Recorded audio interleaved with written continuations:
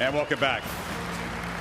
Well, if you're fortunate in your life, you can encounter people from whom you can learn and be inspired and also hopefully be entertained and share a laugh. And for more than 20 years, almost a quarter century, in fact, those of us at ESPN have had the privilege of sharing lots of laughs and learning from Mr. Lee Corso. His contributions to this sport are many, and you'll hear about many of them shortly.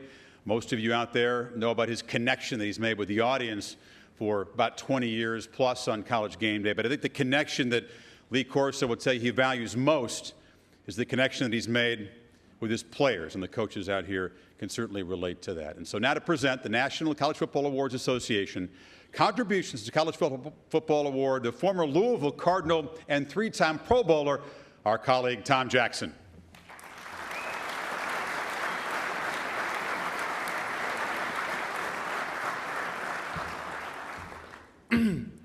A little factoid about Lee Corso. He played quarterback at Florida State University, right here in this state. His tailback was Burt Reynolds. He used to pull me aside when we got together when I first went to Louisville and tell me it was the best looking backfield in the history of football. And he told me don't forget it. I think that we all begin our Saturdays pretty much the same way. I turn on Saturday Game Day. I find out where the big game of the day is. As they scan around the country, I see where the other games are, the features, but I always wait for that moment.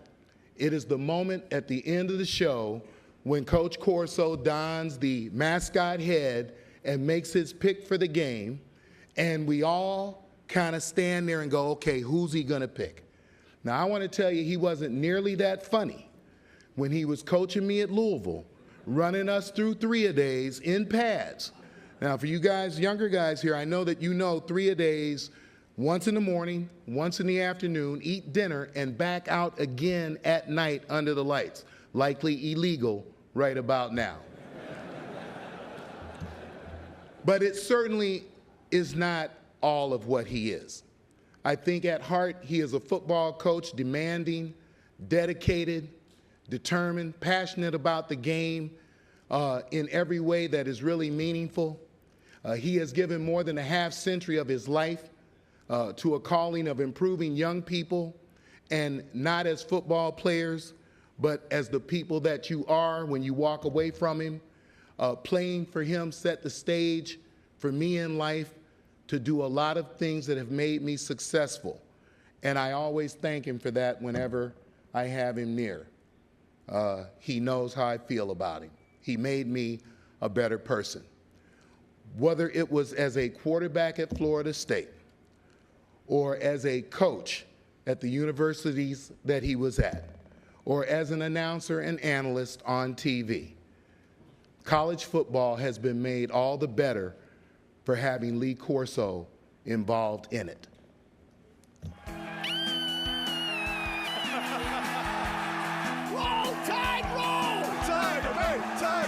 I'm going with the Trojans! This'll do it! Wow! I've learned over the years that he's going to make just his honest pick, and he's right a lot more than he's wrong, that's for sure. I founded Penn! This is my school! Go Navy! Beat Army! He developed his own role. Nobody else does that but Lee Corso, and he makes it work. The nose are gonna get him! Get it! Oh! He faked him! The head fake! I love you, but I'm sorry!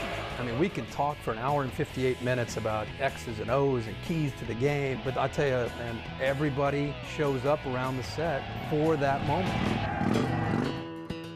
Before Lee Corso, the entertainer, commentator, and coach, there was the Sunshine Scooter. Quick, smart, scrappy starting quarterback and defensive back in Florida State's formative years. Lee led the Seminoles in interceptions in 54, rushing in 55, and passing and total offense in 56, and even held the FSU career interception record for more than 20 years. He played in the 50s. He's one of the few guys that played back then that could still play today. He can still play today. He was quick and he was instinctive.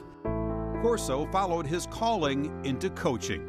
As a young assistant to Tom Nugent at Maryland, Lee was given a responsibility in 1962 that would change Southern college football forever and end ACC segregation.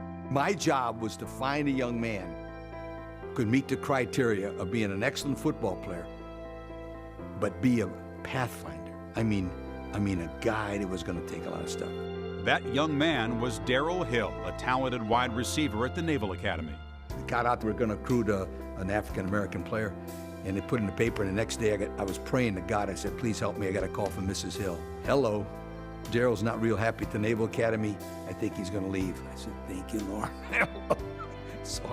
So I recruited Darrell Hill from the United States Naval Academy to the University of Maryland to break the color barrier in the Atlantic Coast Conference. He did something no one else had ever done, and he did it with class and dignity. Lee was not only my coach, but basically a mentor. I think because of his age and close to age, we spent time together. He gave me a lot of confidence, that, hey, I got your back. He was a key player, and I'm not sure whether I would have come if not for Lee Corso, frankly. Lee was given his first head coaching challenge at age 33, breathing life into a Louisville program that the school had nearly dropped. Lee was able to recruit, I know, at least 25 guys that should have never been at the University of Louisville.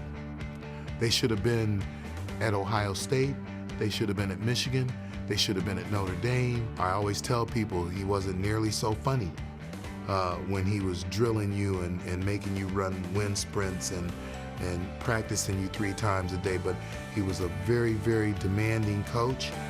In 4 seasons at Louisville, Lee won 2 conference titles and took the Cardinals to their first ever bowl game. He had saved Louisville football. Over a period of the 4 years that he was there, I feel like he saved Louisville football. The next major challenge, Indiana.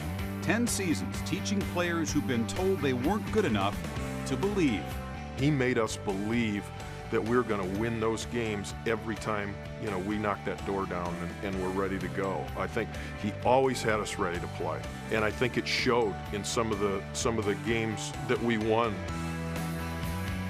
The pinnacle of that era was Indiana's wild upset of undefeated 9th-ranked BYU in the 1979 Holiday Bowl. I know it was a feeling of accomplishment for Coach because we showed that we could play with that level of people then. Throughout his career, Lee was a gifted motivator. His approach was sometimes highly unconventional. He was crazy. I don't know if you... They were playing a Thanksgiving game, I think. He came out on the field with a turkey on the leash, leading his team out on the field. He felt energized through doing those things. He felt comfortable doing those things. He felt like those were things that would give his players and coaches and everything an edge. At Louisville, he had publicized that football team by riding an elephant in the parade. We didn't ever get him on an elephant here, but he did just about everything else.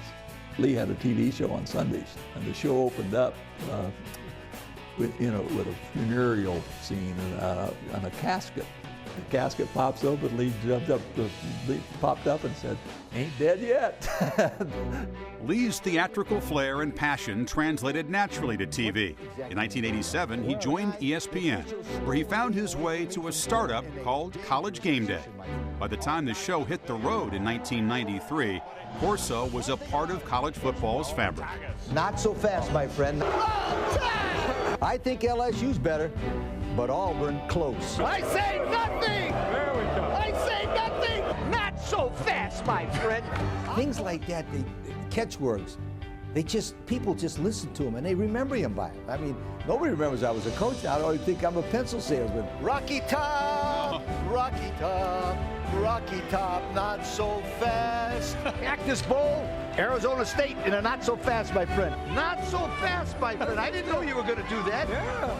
He really understands much more than just X's and O's. It's about how you deliver it and how you have fun. I just think he brings a great amount of passion to the game because you can see it and hear it when he talks about it. Coach Corso is college football to me. I mean, It starts off on Saturday morning. We're just watching him and the enthusiasm that he has for this game. It's part of the reason that people love college football is because of Coach Corso.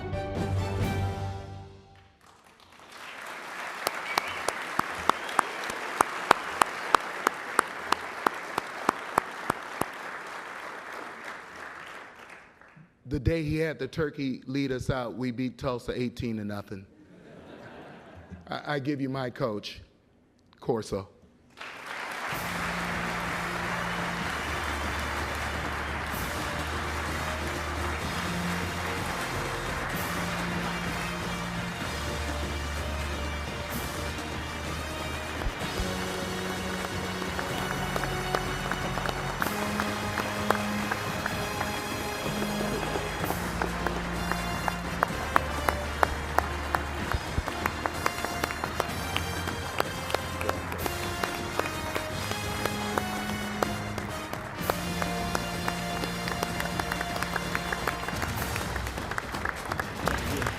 Thank you. Thank you very much. It is rare when a coach can be honored and introduced by the best player and leader he ever coached.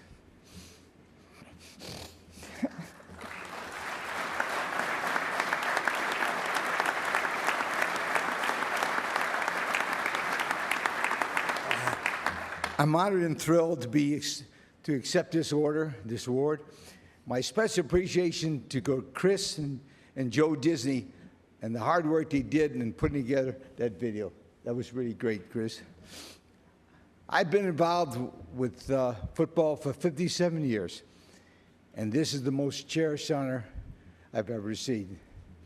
Thanks to my wife, Betsy, and my family for their love and support throughout the years. Thanks to Disney and ESPN, especially Chris, Kirk, and Desmond for their support and help on College Game Day, especially the last 2 years when I read.